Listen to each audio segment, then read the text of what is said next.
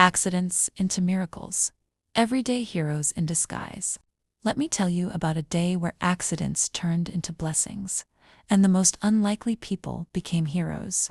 Benedict is one of those people who never checks before opening his car door. Every morning, he just swings it wide open without a second thought.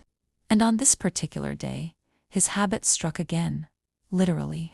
As he opened his door, it smacked right into a man walking past, sending the guy stumbling onto the road. Now, Benedict was mid-apology, when, out of nowhere, two other men tackled the guy to the ground. "Got him," one of them shouted.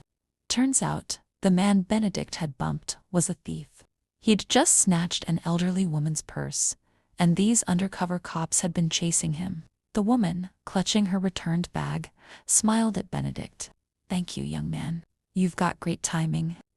Benedict just stood there, stunned. All he'd done was open a door. As he drove off, still trying to wrap his head around the whole thing, a soccer ball rolled into the street, and he had to swerve to avoid it.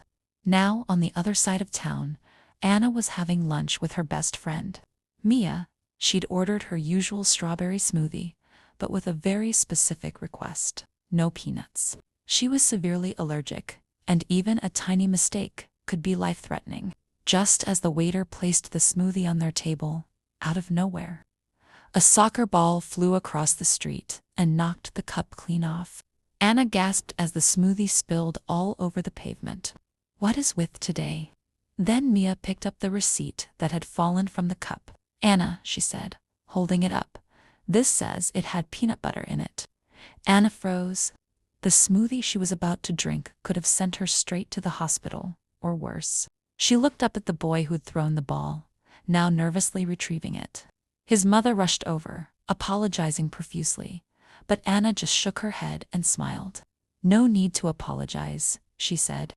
"Your son just saved my life." That's when Anna noticed the boy's dad jogging over. And you won't believe who it was: Benedict, fresh off his accidental crime-stopping adventure. Meanwhile, David had his own little disaster brewing. He was supposed to be on a flight that day, heading to visit an old college friend. But his Labrador, Max, had gotten hold of his plane ticket and shredded it to pieces. Now David could have just printed another, but something told him to reschedule. "Maybe it's a sign," he muttered. The next day, he found out that the flight he was supposed to take had been grounded for 18 hours due to technical issues. Passengers had been stuck at the airport overnight. As David walked Max that afternoon, he thought, "Well, I guess you're not such a troublemaker after all, huh?" While they were walking in the park, Max darted off toward a boy chasing a soccer ball. The boy tripped, and David helped him up, only to spot a familiar face nearby. It was the boy's mother, Mia, Anna's best friend. Small world, right? But the story doesn't end there. Later that evening, David met a woman named Anna, sitting on a bench near the park. She was frantically searching her bag. "Are you okay?" he asked. "I lost my EpiPen," she explained. "I had an allergy scare earlier, and now I feel completely unprepared." David immediately thought of his neighbor Sarah, a pharmacist who always carried spares. "Wait right here," he said. Within an hour, Sarah showed up with an EpiPen for Anna, who could hardly believe her luck.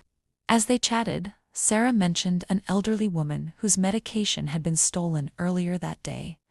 Anna's eyes lit up.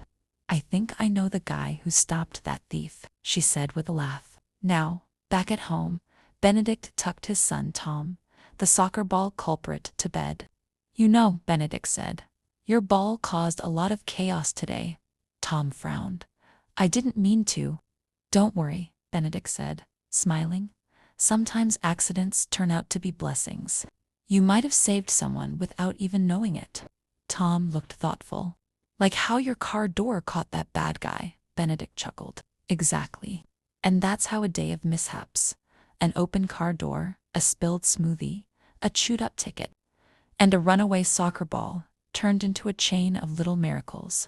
Sometimes, the smallest actions, even the accidental ones, can have the biggest impact. And it just goes to show, not all heroes wear capes. Some of them just have really bad timing and really good luck. Subscribe for new short story every day that lift your spirit, and let's spread positivity together.